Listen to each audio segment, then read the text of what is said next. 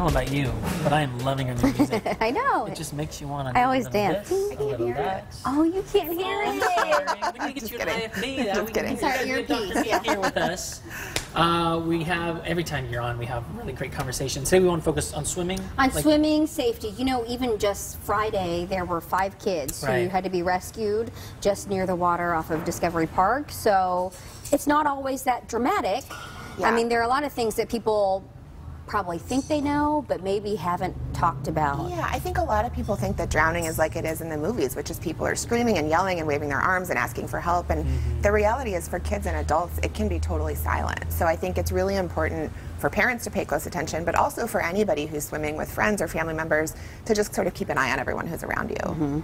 Yeah. I know you were mentioning also the what'd you call it? Cold factor? Cold shock? Cold shock, Cold yeah. shock. So, you know, in this area, even in the height of summer, our water tends to be pretty cold in the lakes and the rivers, and I think people worry a lot about hypothermia.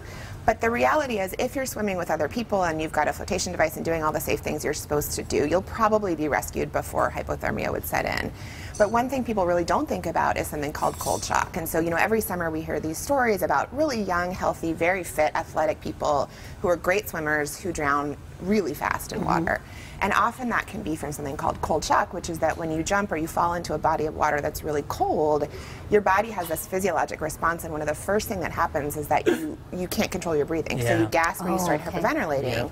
And if that happens when your mouth is at or under the water level, you immediately inhale a bunch of water, and people can drown in less than a minute, even people who are very strong swimmers. We have a graphic just to show you some of the water temperatures around the region. Obviously, Puget Sound stays very, very cold all throughout the year. I mean, Elliott Bay right now, 55 degrees. That is very chilly. So you jump in on a hot summer day, and you're going to get that that uncontrollable breathing. Yeah. Lake Washington, Lake Sammamish are better, but still, it can be chilly for some. You know, and I think one thing to point out with those temperatures that you're showing is that people often equate air temperature and water temperature. So 74 degrees sounds lovely, right? But it's really not in the water, because your body can lose heat much more quickly.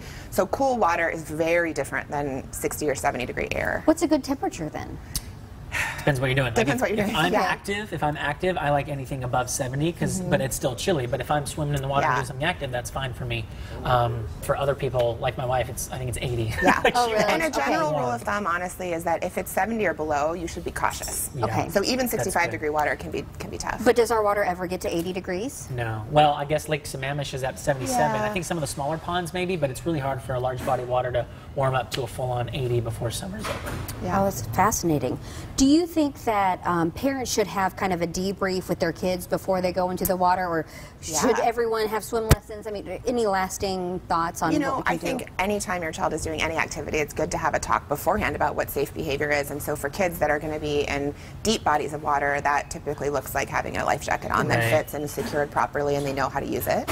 But I think that swim lessons is one thing that always comes up with parents. And, you know, there has not been good evidence that those really infant baby swim classes make any difference in terms of water safety. I think it's a fine thing to do. It's good bonding with your child. They may really enjoy the water.